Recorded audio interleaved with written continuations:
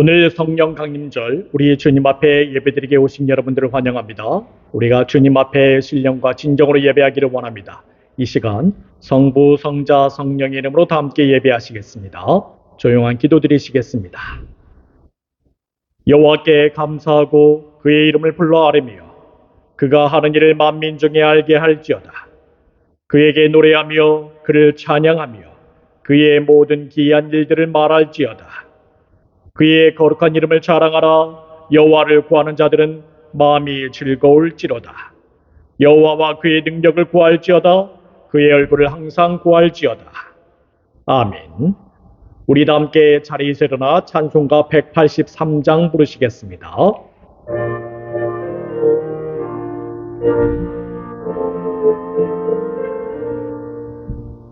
빈들의 마른 풀같이 시들은 너의 영혼, 주님이 허락한 성령 간절히 기다리네. 가물음에 마른 땅에 담비를 내리시듯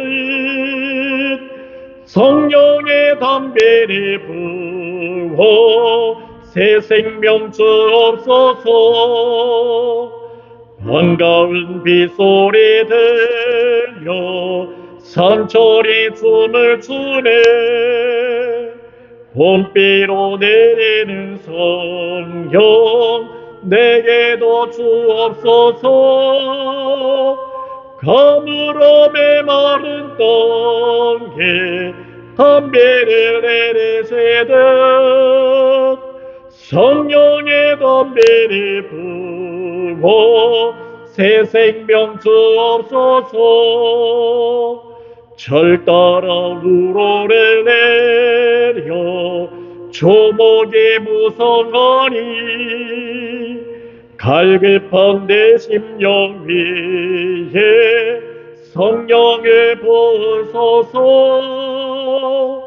가물음에 마른 땅에 담비를 내리시듯 성령의 담비를 부어 새 생명 주옵소서.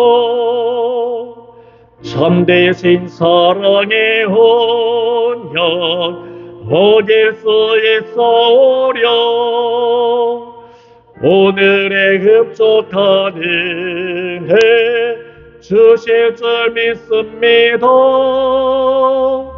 가물음에 마른 땅에 담비를 내리시듯 성령의 담비를 부어 새 생명 주옵소서.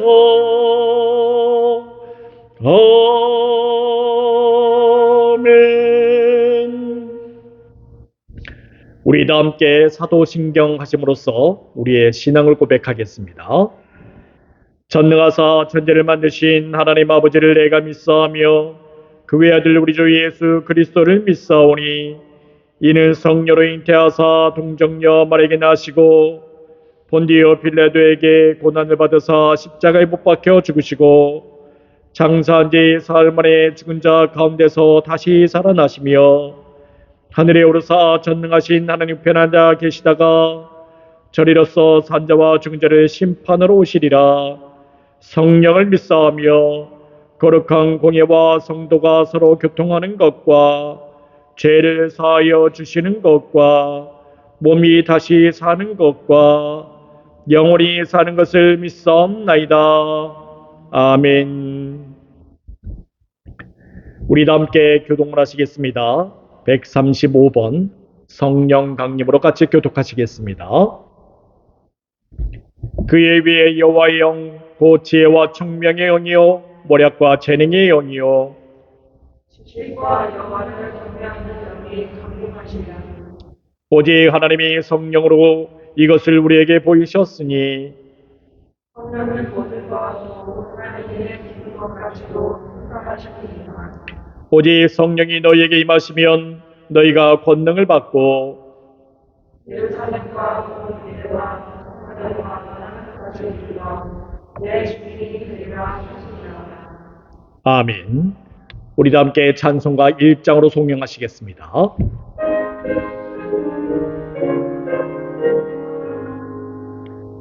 만복의 근원 하나님, 온 백성 찬송 드리고 저 천사여 찬송하세. 찬송 성부 성자 성령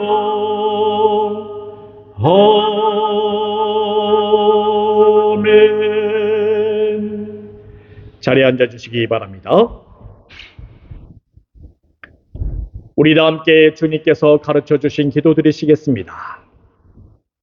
하늘에 계신 우리 아버지여, 이름이 거룩히 여김을 받으시오며 나라의 임하옵시며 뜻이 하늘에서 이루어진 것 같이 땅에서도 이루어지이다. 오늘날 우리 경할 양식을 주옵시고 우리가 우리에게 죄진 자를 사하여 준 것 같이 우리 죄를 사하여 주옵시고 우리를 시험에 들게 하지 마옵시고 다만 악에서 구하옵소서. 대개의 나라와 권세와 영광이 아버지께 영원히 있사옵나이다. 아멘. 성경 말씀 봉독하겠습니다. 누가복음 5장 26절에서 29절까지의 말씀입니다. 누가복음 5장 26절에서 29절까지의 말씀 제가 받들어 봉독하겠습니다. 모든 사람이 놀라 하나님께 영광을 돌리며 심히 두려워하여 이르되 오늘 우리가 놀라운 일을 보았다 하니라. 그 후에 예수께서 나가사 레위라 하는 세리가 세관에 앉아 있는 것을 보시고 나를 따르라 하시니 그가 모든 것을 버리고 일어나 따르니라. 레위가 예수를 위하여 자기 집에서 큰 잔치를 하니 세리와 다른 사람이 많이 함께 앉아 있는지라. 아멘. 오늘 말씀은 작은 부르심에도 크게 응답합시다 라는 제목을 가지고 주님의 말씀을 증거하겠습니다. 예수님께서는 바리새인과 서기관들의 속마음을 간파하셨습니다. 그들의 악한 생각을 잘 알고 계셨지요. 그래서 예수님은 눈에 보이는 사실을 보여주심으로 예수님의 사역은 결코 신성모독이 아니다 라는 것을 일깨워주기 시작했습니다. 그것은 무엇이었습니까? 중풍병자를 치료하는 것입니다. 그가 일어나 걸어가는 것입니다. 물론 그것은 말로는 쉬운 일이지만 행함으로 보여준다는 것은 그리 쉬운 일은 아니었습니다. 그러나 예수님은 하나님의 진리를 이루기 위해 이 기적을 보여주셨습니다. 사람들로 하여금 예수님이야말로 땅에서 죄를 사하는 권세가 있는 줄 알게 하려고 중풍병자를 일으키는 기적을 보여주신 것입니다. 그렇다고 죄사함의 은혜, 죄사함의 권능을 베푸시는 예수님께서 겨우 중풍병자 하나를 고쳐주지 못하겠다 해서 예수님이 허상이 되는 것은 아닙니다. 사실 예수님께서 이 중풍병자를 굳이 고쳐주시는 이유가 있지요. 죄사함의 실상을 보여주는 이유가 있습니다. 그것은 이 죄사함의 권능이라는 것이 바로 이 땅에서 필요하기 때문입니다. 죄사함이라는 것은 우리가 살고 있는 이 땅에서 이루어져야 하는 일이기 때문이지요. 죄사함은 이 땅이 사라지게 되면 필요치 않습니다. 종말의 때에는 죄에 대한 심판만 이루어질 뿐입니다. 그래서 예수님께서는 사람들에게 인자가 땅에서 죄를 사하는 권세가 있는 줄 너희가 알라 라고 말씀하셨습니다. 죄사함의 권세라는 것은 이 땅에 있는 모든 사람들이 알아야 될 권능인 것입니다. 이 권세를 알지 못하면 예수님께서 이 땅에 왜 오시게 되었는지, 예수님께서 왜 중풍병자를 치료하셔야 되는지, 우리가 왜 예수님을 믿어야 하는지 알 수 없습니다. 죄사함의 권세를 알아야만이 예수님과 예수님께서 하시는 그 사역을 정확하게 깨달을 수 있는 것입니다. 그렇다면 죄사함의 권세에서 제일 먼저 알아야 할 것이 무엇일까요? 그것은 바로 인자라는 의미입니다. 이 인자라는 말은 다니엘 7장에서 발견할 수 있는데, 이 인자를 통해 나라들이 흥하고 망하고 쇠하고 그리고 다시 멸망하는 일이 있게 되는 것입니다. 인자가 나라의 흥망성쇠를 결정하고 있는 것이지요. 그래서 예수님께서는 자신을 인자라고 소개하신 것입니다. 인자는 매우 큰 능력이 있습니다. 세상 나라의 흥망성쇠를 주관하고 있습니다. 그 권세가 무궁함을 뜻하고 있는 것이지요. 예수님께서도 자신을 인자라고 일컬음으로 말미암아 세상의 모든 것을 무너뜨릴 수 있는 권세를 가지고 있음을 또한 볼 수 있고, 세상 나라의 권세를 빼앗을 수 있는 능력이 있음을 또한 보여주고 있습니다.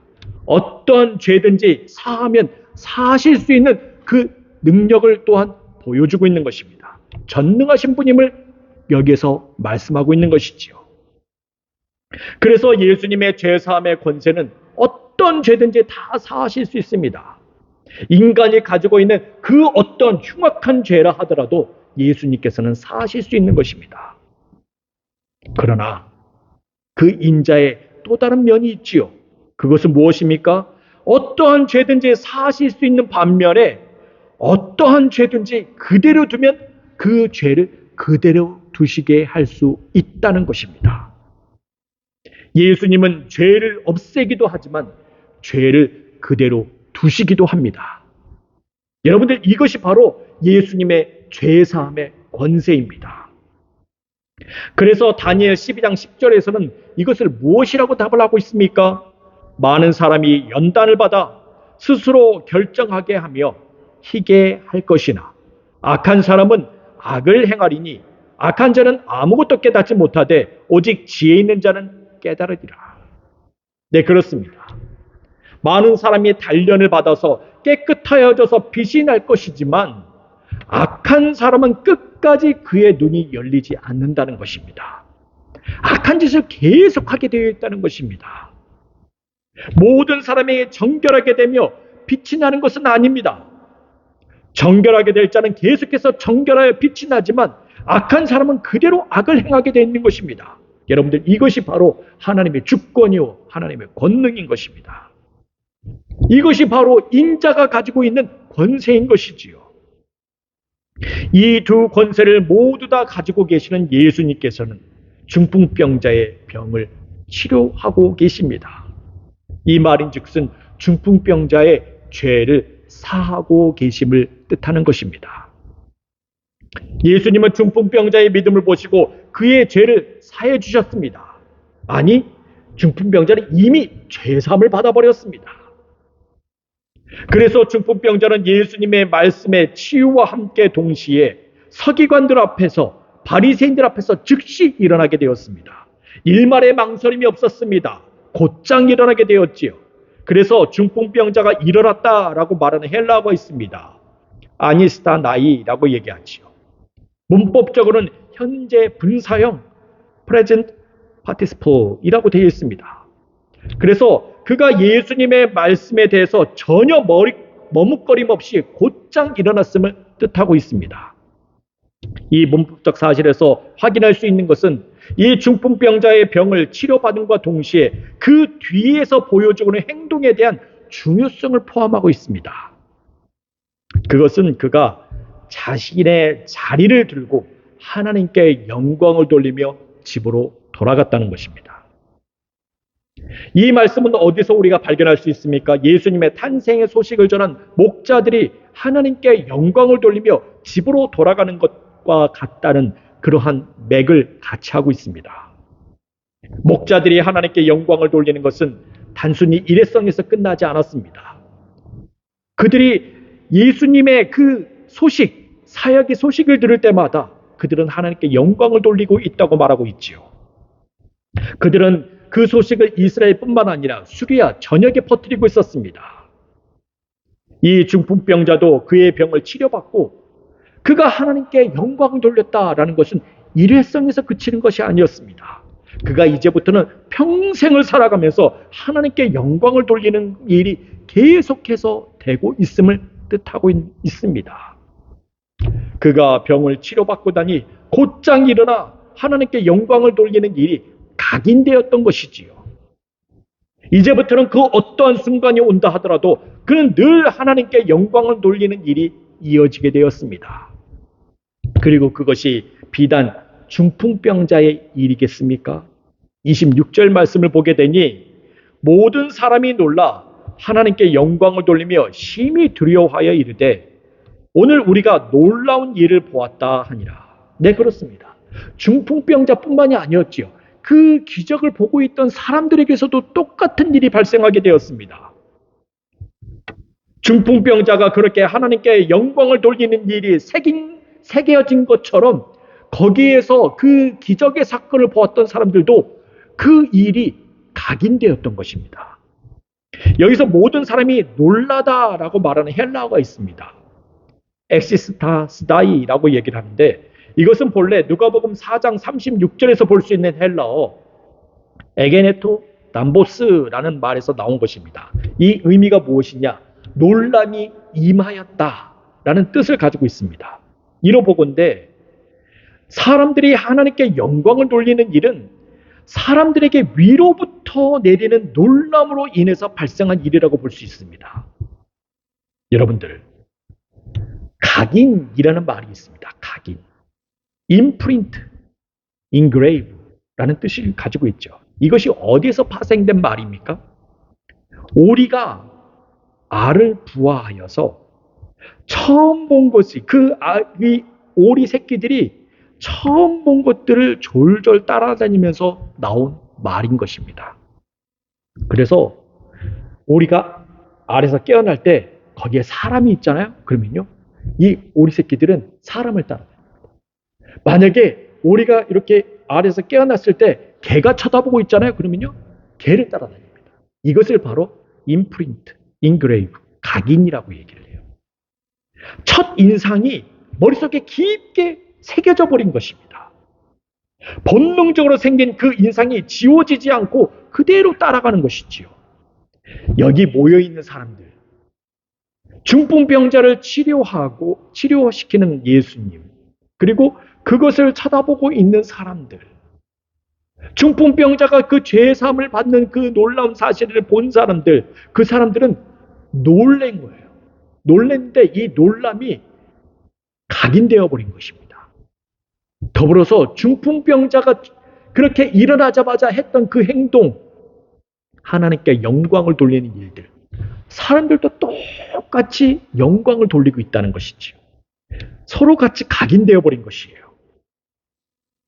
무리는 중풍병자가 일어나가 집으로 돌아가는 것에 대해서 예수님의 권능을 인정하고 있습니다. 그들이 인정하고 있는 권능은 중풍병자가 일어났다는 것뿐만 아니라 죄사함의 권능이 바로 예수님에게 있다라는 것을 보게 된 것이에요. 무리들은 예수님이야말로 홀로 죄를 사할 수 있는 하나님께서 사람의 몸을 입고 오셨음을 깨달은 것입니다. 그들은 비로소 이 권능을 주신 하나님께 영광을 돌리고 있는 것입니다. 그리고 그들의 각인된 모습은 한층 더 나아가고 있습니다. 오늘날 우리가 기이한 일을 보았다라고 말을 합니다. 네, 그렇습니다. 그들이 이렇게 중풍병자를 일으킨 기적에 대해서 이제까지 살아오면서 우리는 이와 같은 기적을 한 번도 본 일이 없다. 그렇게 기적에 대해서 적극적인 자세를 취하고 있는 것입니다. 그들이 생각하고 있는 기적은 무엇입니까? 자신들이 본 기적 중에 단연 최고의 기적이다 라고 말을 하고 있는 것입니다. 여러분들, 이렇게 처음부터 영광을 돌리는 자리, 즉 처음부터 하나님께 영광을 돌리도록 각인되게 되면 그 신앙은 지속적으로 발전되게 되어 있는 것입니다. 그 신앙이 어떤 자리에 처한다 하더라도 하나님께 영광을 돌리는 자리로 나아가게 되는 것이지요. 그러나 여러분들, 잘못 각인된 사람들도 있어요. 그 사람들이 누구입니까? 예수님을 비판하면서 이것은 신성모독이라고 악한 생각을 품었던 이 바리새인과 서기관들입니다. 이 사람들은 사람들이 그렇게 영광을 돌리고 있을 때 아무 말도 못했어요. 유구무원이었습니다. 그들은 무리들처럼 하나님께 영광을 돌리지도 못합니다. 전능하신 하나님의 능력을 보고서도 하나님께 영광을 돌리지 못하지요. 무엇 때문에 그래요? 잘못된 생각이 각인되어 버렸기 때문에 이게 하나님께 영광을 돌리지 못하는 것입니다. 사실요, 이 사람들 하나님의 그 놀라운 기적의 역사, 죄사함의 그 놀라운 역사를 보기를 원했어요. 종말의 때에나 이루어지는 그 놀라운 역사를 그들은 너무나도 고대하고 있었거든요. 그리도 보기를 원했어요. 만나기를 원했습니다. 그분을 통해서 죄사함 받기를 자기들도 원했어요. 하지만 그들은 잘못된 생각이 각인되어 버리니까 하나님께 영광을 돌리지 못하는 것입니다. 악한 생각. 예수님의 신성모독하고 있다는 그 생각이 각인되어 버렸어요. 각인하고 있으니 그들은 하나님께 영광을 돌리지 못하는 것이죠. 그들은 늘 생각하고 있습니다. 저 예수란 작자는 늘 신성모독하고 있다.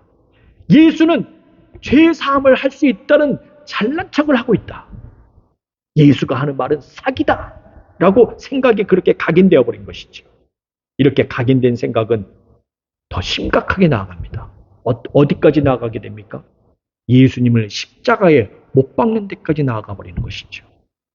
여러분들, 우리는 그래서 처음 생각이 정말 각인되는 것이 너무너무 중요해요. 이렇게 잘못된 생각이 각인된 자들을 요한복음에서는 뭐라고 말하고 있습니까? 요한복음 8장 44절을 보게 되니 너희는 너희 아비 마귀에게서 났으니 너희 아비의 욕심대로 너희도 행하고자 하느니라. 그는 처음부터 살인한 자요. 진리가 그 속에 없으므로 진리에 서지 못하고 거짓말을 할 때마다 제 것으로 말하나니 이는 그가 거짓말쟁이요 거짓의 아비가 되었습니다. 라고 말하고 있습니다. 네, 그렇습니다. 그들은 마귀에서 났다고 예수님께서 말하고 있습니다. 처음부터 마귀에게서 났으니 살인자요, 진리가 없고 거짓말하는 자라고 말씀하고 있습니다. 잘못된 생각이 각인되면 그들은 바뀌지 않습니다. 거짓말할 때마다 제 것으로 말을 하게 됩니다. 여러분들, 그 외에 대표적인 사람이 누구였습니까? 가인이 그랬죠. 가인은 동생 아벨을 죽였습니다. 그러면서 하는 말이 뭐예요? 하나님 앞에서 내가 알지 못하나이다. 내가 아우를 지키는 자니까 하면서 자신이 가지고 있는 것을 가지고 거짓말을 했습니다. 자기가 동생을 죽여놓고 하나님께 그렇게 변명을 하는 것이죠. 동생 지킬 의무가 없다는 것입니다. 동생이 뭘 하는지 나는 잘 모른다는 것이지요. 거짓말을 하고 있습니다. 여러분들, 살인과 거짓, 진리가 없는 행동은 어디에서 비롯된 것입니까? 바로 아까 먼저 얘기했듯이 잘못된 생각이 각인되었기 때문에 그렇습니다. 처음에는 그렇게 심각하게 진행될지 몰랐지만 그렇게 각인된 생각은 도무지 돌이킬 수 없는 형태로 진행되는 것입니다. 그래서 여러분들, 우리가 처음부터 각인되는 것이 잘 각인되는 것, 좋은 마음으로 각인되는 것, 그것이 중요한 것이에요. 여러분들, 말씀을 드릴 때마다 좋은 마음을 가지고 항상 여러분들 각인시키시길 바랍니다. 그리함으로 하나님께 영광을 돌리는 자리로 나아가시길 바랍니다. 나쁜 마음은 악인의 길을 떠날 수가 없습니다. 돌이킬 수 없는 구덩이로 빠지게 됩니다. 자, 그런 가운데 좋은 마음으로 예수님의 말씀을 잘 각인하는 자가 나타나고 있습니다. 27절과 28절 말씀입니다. 그 후에 예수께서 나가사 레위라 하는 세리가 세관에 앉아 있는 것을 보시고 나를 따르라 하시니 그가 모든 것을 버리고 일어나 따르니라. 네, 그렇습니다. 레위라는 사람, 이 사람은 너무나도 좋은 마음으로 각인된 사람이었어요. 비록 그가 세리로서 세관에 앉아 있는 자였지만 그는 예수님의 말씀에 대해서 처음부터 즉각적으로 좋은 마음으로 각인시켰던 사람입니다. 물론 여러분들, 그 사람이 좋은 마음으로 예수님의 말씀을 좋은 마음으로 각인될 수 있는 그런 환경이 있었겠지? 아니에요. 이 사람은 그런 환경이 전혀 아니었습니다. 왜 그런지 아십니까? 일단 레위에게는요, 예수님께서 말씀을 가르쳤다라는 얘기가 없어요. 이게 무슨 말인고 하냐면요, 다른 사람들에게 예수님께서 부르실 때는 먼저 가르침을 주셨습니다. 천국 복음을 전파해 주셨지요. 그 다음에 그들을 부르셨습니다. 그런데 여러분들, 레위를 부를 때는 그게 없어요. 가르침 자체가 없습니다. 그냥 레위에게 얘기합니다. 너는 나를 따르라. 그 말뿐이었습니다. 두 번째로 레위가 안 좋은 환경이 무엇인 줄 아십니까? 레위는 질병 치유, 신유 기적에 대한 귀신을 내쫓는 어떤 축사의 기적을 전혀 본 일이 없어요. 그는 기적을 보지 않고 예수님의 말씀에 응답했던 사람입니다. 세 번째로 레위는 세리로서 세관에 앉아 있었습니다. 세리로서 세관에 앉아 있다는 뜻이 무엇입니까? 그가 특별히 예수님의 말씀에 귀를 기울였다든지 그가 예수님의 사역과 그 소식을 듣고 한 번만이라도 예수님을 만나기를 고대했다? 그 생각 자체를 해본 적이 없어요. 그 사람은 그냥 직업상 세관에 앉아 있었던 것 뿐입니다. 그곳에서 열심히 일을 하고 있었어요. 더욱이 그가 하는 일이 무엇입니까? 세무사 아시죠? 세무사처럼 계산을 하는 거예요. 다른 곳에 신경 쓸 겨를이 없습니다. 계속해서 매스를 해야 되는데 이게 다른 곳에 신경 쓰면 숫자가 틀려버리잖아요. 계속해서 거기에 집중할 수밖에 없었습니다. 그런데 그러한 일을 갖다 감당하고 있는 세리에게 예수님께서 옆으로 쓱 지나가면서 하는 얘기가 무엇입니까? 너는 나를 따르라. 그 말뿐이었습니다. 레위는 그 말 딱 듣자마자 그냥 예수님 펜대 딱 놓고 예수님 따르는 것입니다. 그렇다면 예수님이 나를 따르라고 하신 말씀에서 레위가 그렇게 예수님을 따를 수 있는 그런 특별한 무언가가 있었을까요? 아니요. 아무것도 없었어요. 예수님조차. 베드로를 부르실 때는 내가 사람을 낚는 어부가 되리라 라는 말씀, 그 말씀이나 있었지요. 그런 뉘앙스라도 있었지요. 그러나 이 사람에게 그것도 없었어요. 레위를 부르실 때 너는 꼭 그런 사람이 되라 라는 말씀이 없었습니다. 전혀 급진적이거나 그에게 특별하게 해당되는 그와 같은 말씀이 없었어요. 그냥 슬쩍 지나가면서 거기 세관들 모두에게 부르듯이 그냥 레위를 그렇게 부른 것입니다. 거기에 대해 레위는 응답한 것이지요. 그런데 여러분들, 레위가 그렇게 응답한 것은 정말 심상치 않은 응답이었습니다. 그가 따르는 것은 일반적인 따름이 아니었어요. 와, 이게 얼마나 진짜 레위가 얼마나 대단한 사람인지를 우리는 여기서 정말 확인할 수 있죠. 그가 그냥 그 한마디 듣고 따르면서 하는 행동이 무엇이었습니까? 모든 것을 버렸다고 얘기하고 있습니다. 여러분들 여기서 모든 것을 버리다라고 말하는 헬라어가 있습니다. 카탈리폰 판타라고 얘기하지요. 이것은 일종의 회개의 표시로서 보여진 상징적인 표시입니다. 그렇습니다. 그는 회개를 하되 그저 작은 것에서 국한된 것이 아니었습니다. 그는 삶의 전반적인 면에 있어서 회개를 한 거예요. 그가 이제까지 행한 모든 것, 특히 세리로서 회개해야 될 그 모든 것에 대해서 회개를 한 것입니다. 그 표시로서 무엇을 했어요? 그는 이제까지 모아둔 모든 것을 다 버렸다고 얘기하고 있습니다.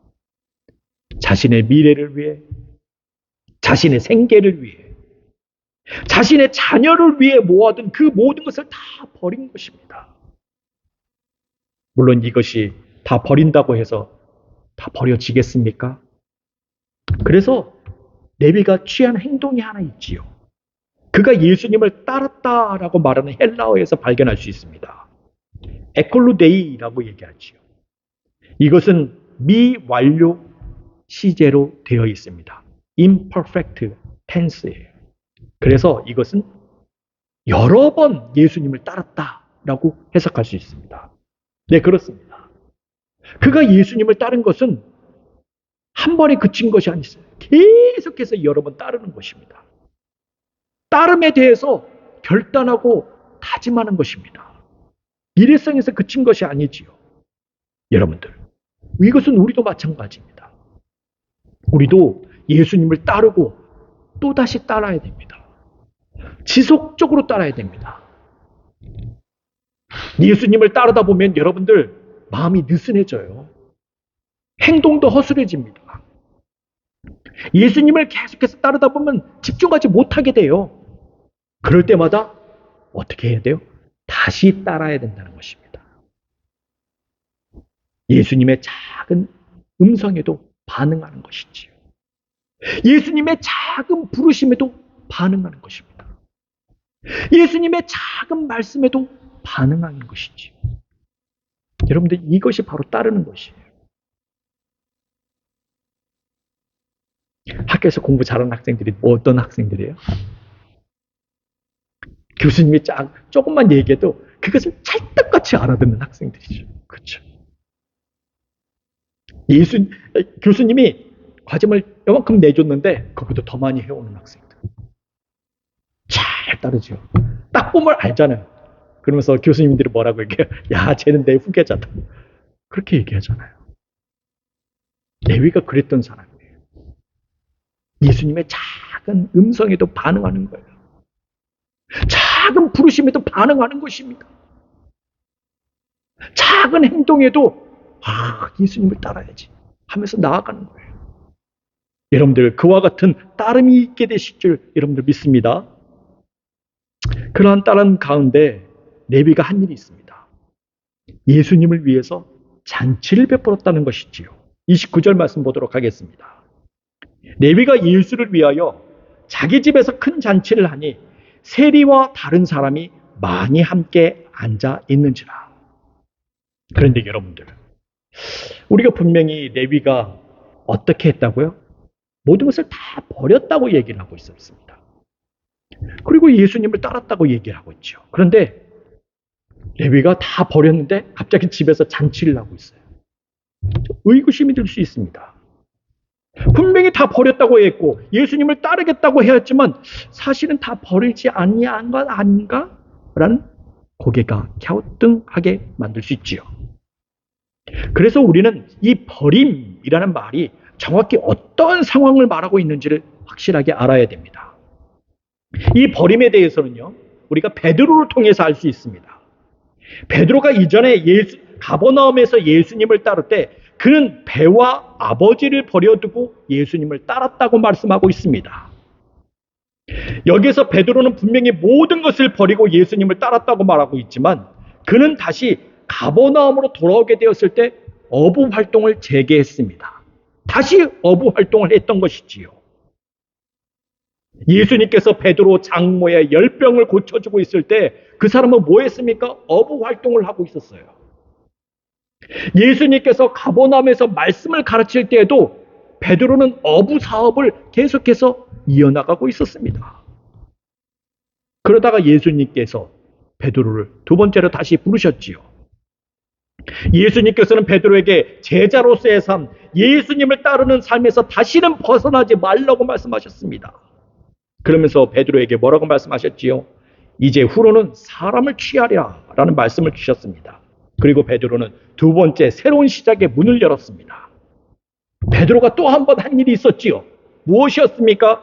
베드로를 육지에 대고 모든 것을 버려두고 예수님을 따랐다고 얘기하고 있습니다. 그러면 버렸다는 얘기는 무엇이에요? 없앴다는 얘기가 아니에요.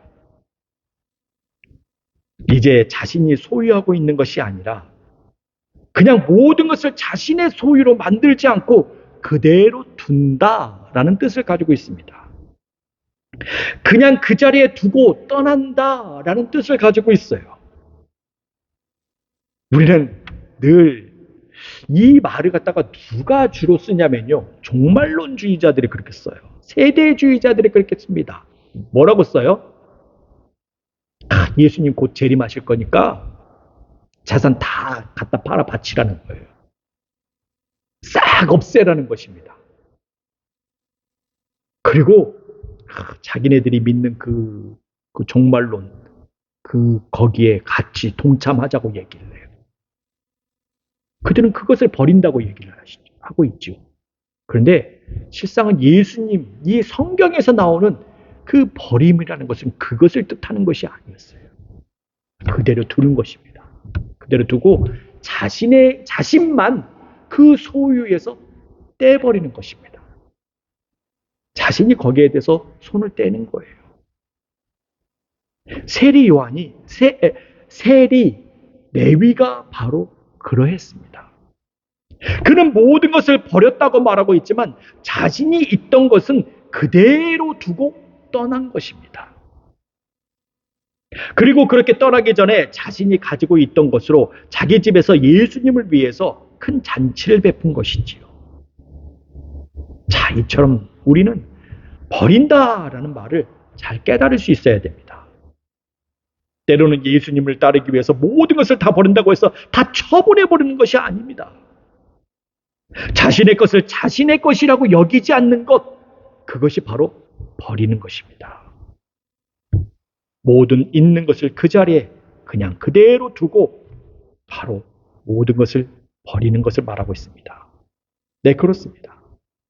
이처럼 레위가 그 자리에 모든 것을 놓고 자신의 소유로 여기지 않는 그와 같은 버림이 있을 때 그는 비로소 잔치를 벌일 수 있게 되었던 것이지요. 그가 예수님뿐만 아니라 다른 세리들과 많은 사람들을 초대하여서 잔치를 벌일 수 있었던 것입니다. 내 것을 내 것이라고 여기는 것이 아니라 이것은 내 것이 아니다 라고 하는 그 버림이 있을 때 비로소 예수님을 비롯한 다른 세리들까지도 다 초대할 수 있게 되는 것입니다. 내 것을 가지고 있을 때는요, 그런 잔치를 벌일 수가 없어요. 아무리 예수님을 따른다고 해서 이것이 내 소유라고 그러면요, 거기에는 잔치 자리가 있을 수 없습니다. 심지어 그것은 예수님을 따르는 데 있어서 기쁨이 되지도 못해요. 억지로 예수님 따라가는 것입니다. 그런데 여러분들, 이것이 내 소유가 아니다. 이것을 그대로 두고 나만 싹 빠져나갈 때 거기는 기쁨으로 예수님을 따를 수 있게 되는 것입니다. 그 자리에서 기쁨으로 예수님을 모실 수 있게 되는 것입니다. 그 자리에서 기쁨으로 예수님과 함께 다른 모든 사람들을 초대해서 같이 잔치자리를 베풀 수 있는 것입니다. 여러분들, 그러한 버림을 가지고 기쁨으로 주님과 동행할 수 있기를 주의 이름으로 축원드리겠습니다. 기도하겠습니다. 주님, 레위가 모든 것을 버려두고 자신의 것을 자신의 소유로 여기지 않고 그와 같은 버림 있게 되었을 때 비로소 예수님을 기쁨으로 따르고 예수님을 기쁨으로 모시고 예수님과 기쁨으로 동행할 수 있게 되었음을 우리가 깨달았사오니 우리 또한 그와 같은 버림이 있게 하여 주시고 예수님과 그렇게 늘 기쁨으로 동행할 수 있도록 도와주시옵소서. 예수 그리스도의 이름으로 기도합니다. 아멘. 우리 다 함께 찬송가 383장 1절 부르면서 주님께 봉헌하시겠습니다.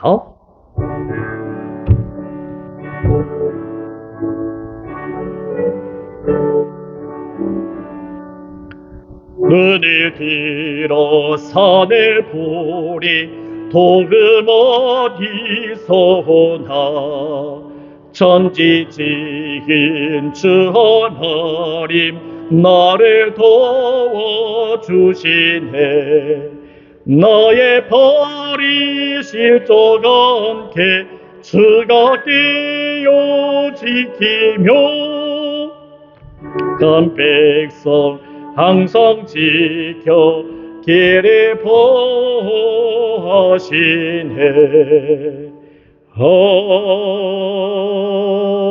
아멘. 우리 다 함께 바쳐진 선물을 위해 기도하겠습니다. 감사하시고 고마우신 하나님 아버지, 오늘 거룩한 주일 우리 주님 앞에 나와 우리가 예배를 드리게 하심을 감사합니다. 오늘 주신 은혜에 따라 11조와 감사와 주일 연보를 바쳤습니다. 우리가 이 물질을 바칠 수 있도록 믿음과 힘을 주심에 감사합니다. 이 물질을 주님 앞에서 기뻐하며 감사하며 드렸사오니 우리 주님 받아 주시옵소서. 그리고 이 거룩하고 복된 주일 성령 강림절에 우리의 모든 일을 풍성하게 하시며 평강이 넘치게 하여 주시옵소서. 주님, 우리가 하나님께 영광을 돌리는 일로 각인되게 하여 주시옵소서. 좋은 마음을 가지고 주님의 말씀을 들으며 주님의 능력을 보게 하시고 이를 통해 주님의 부르심에 응답되는 삶이 있게 하여 주시옵소서. 작은 부르심에도 크게 반응하게 하시고 그 부르심에 우리의 다짐과 결단이 있게 하사 늘 주님을 따르는 제자가 되게 하여 주시옵소서. 나의 소유를 나의 것으로 여기지 않게 하셔서 기쁨과 감사와 성령 충만함으로 주님을 따르며 모시며 동행하게 하여 주시옵소서. 이 시간 우리 중에 병들고 아프며 마음에 상처 있는 자들을 회복시켜 주시옵소서. 얻은 근육과 병만은 예수의 이름으로 물러가게 하시며 모든 상처가 깨끗게 씻음받게 하여 주시옵소서. 오직 빛으로 비추고 소금으로 쓰임받는 귀한 삶이 있기를 원합니다. 오늘 모여진 예물들이 주의 사업을 위해 쓰여지는 곳곳마다 주님의 영광 나타나게 하시고 바쳐진 손길들을 기억하셔서 그 손길과 각 가정들이 생명력 넘치게 하여 주시옵소서. 예수 그리스도의 이름으로 기도합니다. 아멘. 교회의 소식 알려드리겠습니다. 오늘은 성령 강림절입니다. 사랑하는 여러분, 여러분의 영혼이 잘된 같이 여러분이 범사에 잘되고 강건하기를 간구합니다. 여러분 안에 있는 진리를 증언하시며 진리 안에서 행하시는 우리 모두가 되시길 바랍니다. 우리가 교회에 모여 예배를 드립니다. 교육시 못하는 분들은 카카오톡 라이브와 유튜브를 통해 온라인 예배하실 수 있습니다. 이메일을 통해 보내드리는 링크를 참조해 주시길 바랍니다. 우리 다 함께 자리에서 일어나 찬송가 325장 부르시겠습니다.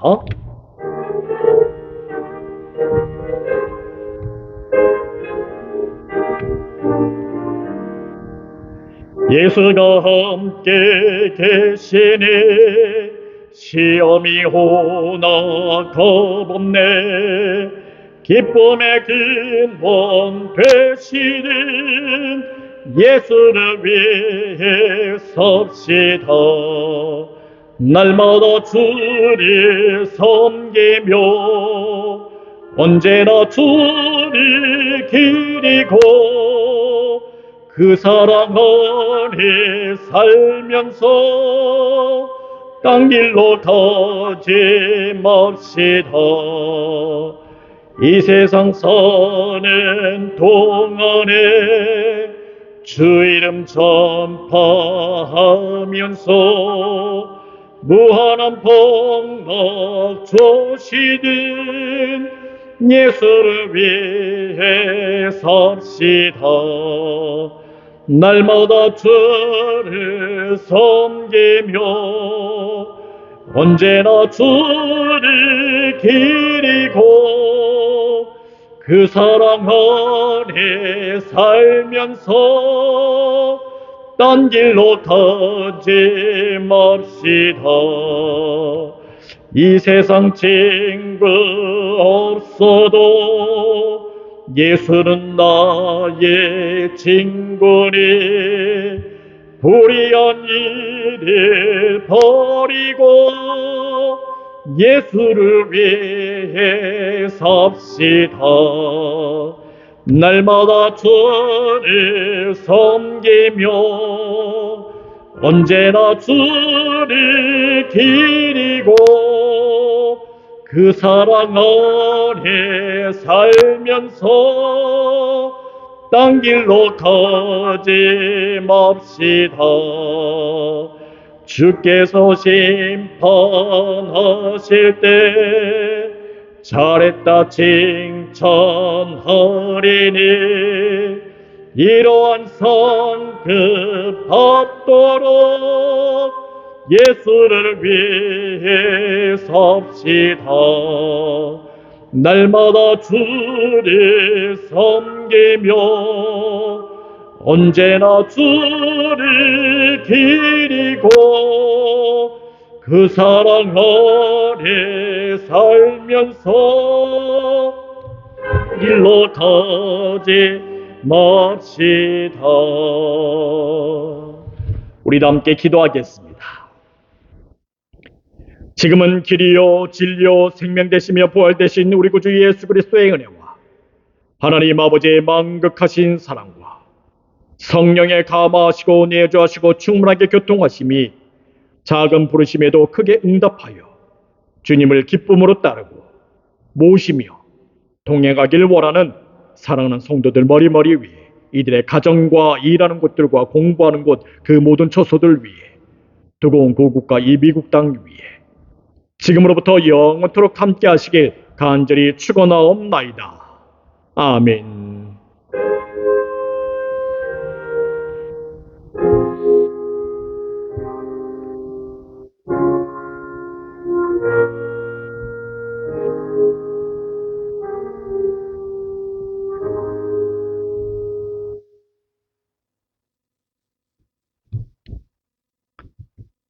감사합니다. 예배 마쳤습니다.